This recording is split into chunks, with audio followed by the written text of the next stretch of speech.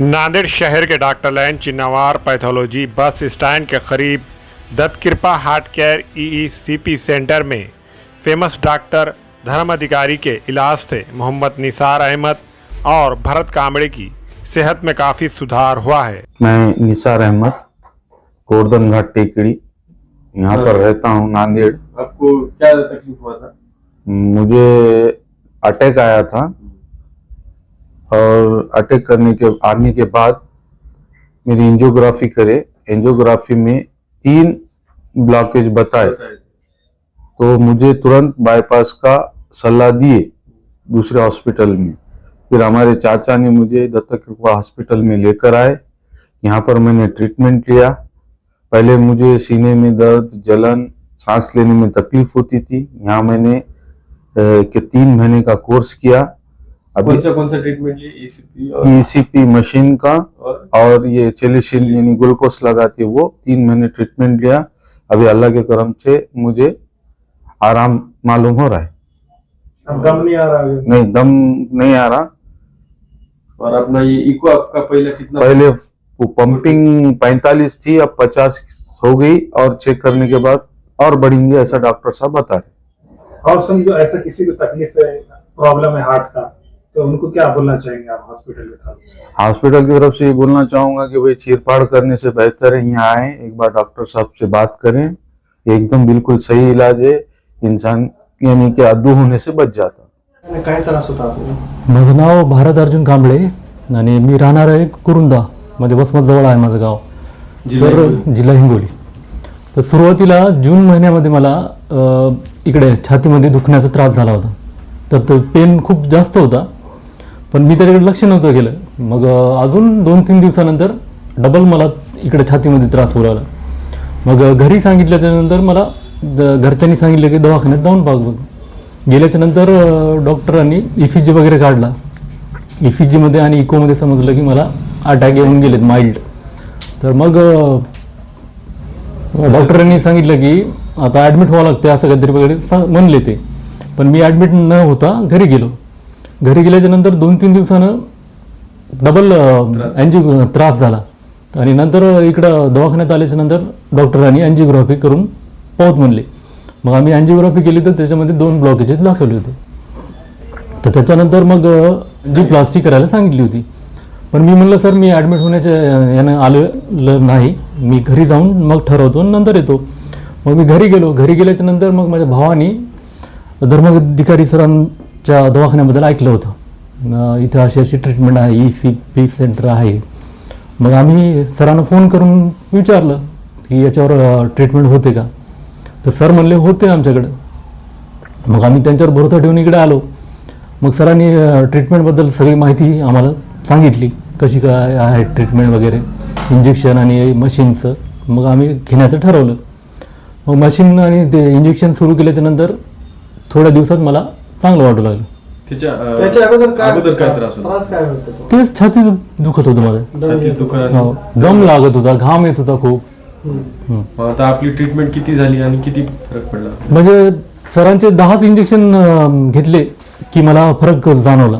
आता घाम येणं, सगळे सिम्पटम्स माझे बंद झाले दादा. आणि ट्रीटमेंट अजून अर्धीच झालेली आहे, तर मला एकदम ओके वाटत आहे. पहिले आपली 30% पंपिंग होती. हा, पंपिंग माझी 30% होती, आता ती वाढून 50% झालेली आहे.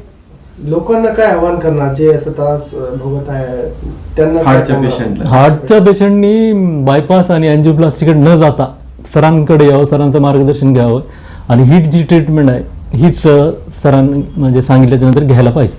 सध्या स्थिती कशी आहे आपली? माझं एकदम चांगलं, ओके. दम लागत नाही, आता काय नाही, माझे मी सगळे कामं करू शकतो व्यवस्थित. डॉक्टर विलास धर्म अधिकारी के इलाज से हर रोज़ कई पेशेंट सेहतमंद होकर अपने घर को लौट रहे हैं। इन दोनों पेशेंट को सांस फूलना, दम आना और दीगर मर्ज से ये परेशान थे।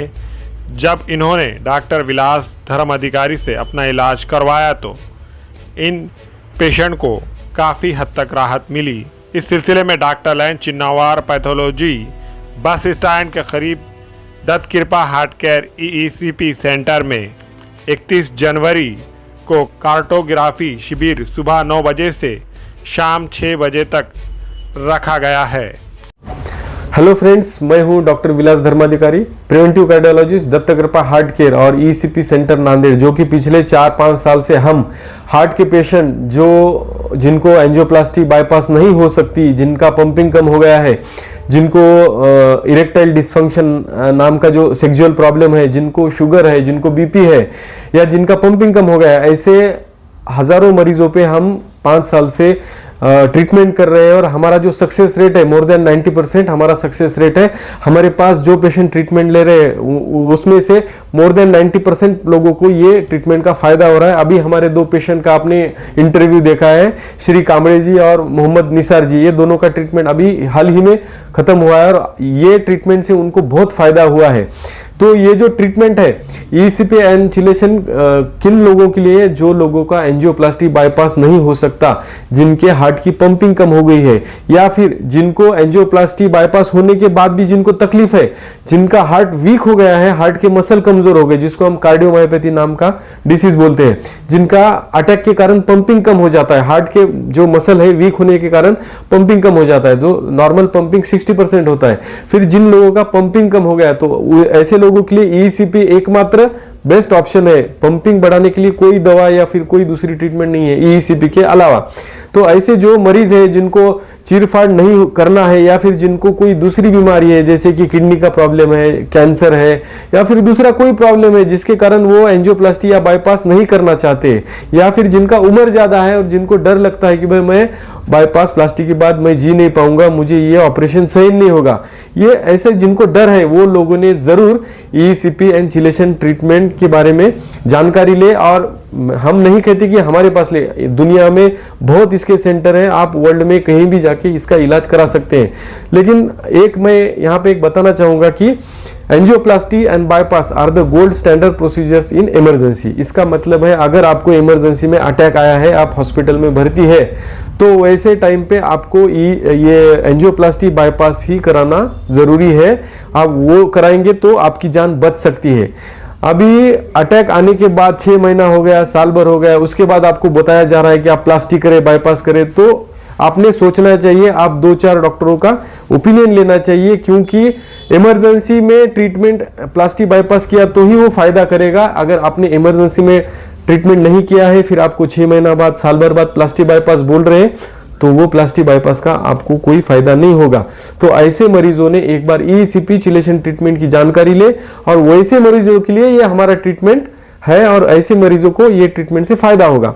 तो ये जो हमारा ट्रीटमेंट है, ये बिना चीरफाड़ वाला ट्रीटमेंट, इसमें कोई रिस्क नहीं है, इसमें कोई हम तार नहीं डालते, कोई हम इसमें ब्लीडिंग नहीं होती, या इसमें कोई हम हॉस्पिटलाइज नहीं करते, पेशेंट को रोज 40 दिन आना पड़ता है।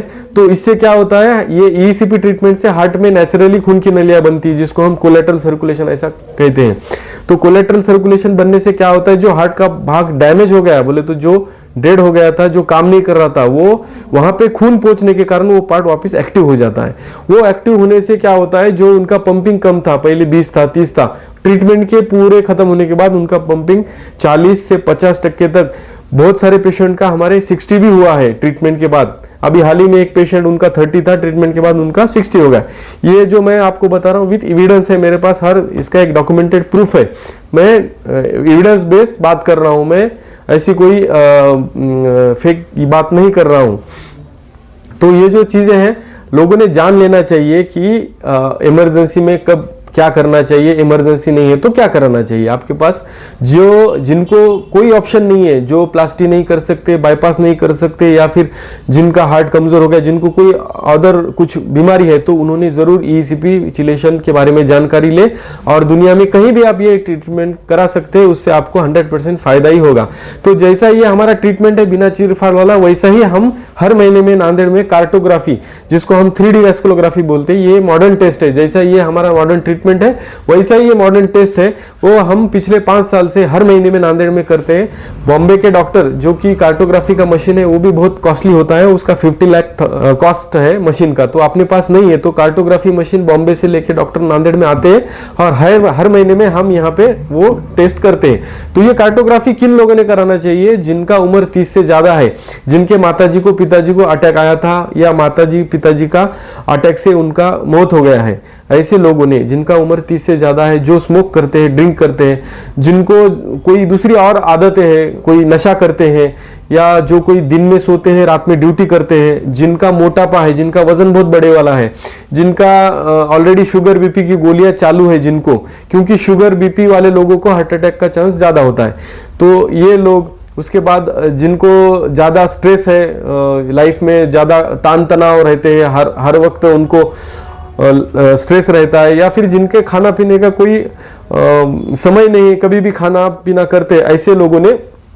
जरूर एक बार अपने हार्ट का जांच करा लेना चाहिए। तो इसका क्यों कराना चाहिए ये भी मैं आपको बताता हूं, क्योंकि अगर आपने टाइम पे जांच कराया और आपका कुछ प्रॉब्लम समझ में आया तो उसके ऊपर हम एंजियोप्लास्टी, बाईपास या फिर हमारा ट्रीटमेंट, तीनों में से कोई एक ट्रीटमेंट लेके आपको फ्यूचर में आने वाला अटैक को हम बचा सकते हैं और उसके कारण आपका हम डेथ रोक सकते हैं। तो ये हार्ट के डिसीज के कारण होने वाले डेथ कम करने के पर्पज से हमने हर महीने में ये कार्टोग्राफी टेस्ट रखा है, और 5,000 जो कि 5,500 जो इसकी फीस है बहुत कम है, अपने जान से वो फीस ज़्यादा नहीं है। अगर अपने को हार्ट अटैक से बचना है, फ्यूचर में अपने को हार्ट अपना सुरक्षित रखना है, तो हर लोगों ने, जिनको अभी मैंने बताया है 30 साल के ऊपर के सब लोगों ने अपना हार्ट का जांच कर ले, और अपना हार्ट हेल्दी रखने के लिए क्या करना चाहिए क्या नहीं है, हमारे तरफ से काउंसलिंग करके आप अपना हार्ट हेल्दी रखिए, और हार्ट अटैक के कारण होने वाले मौत को कैसे कम कर सकते हैं उसके बारे में हमारी मदद कीजिए। धन्यवाद।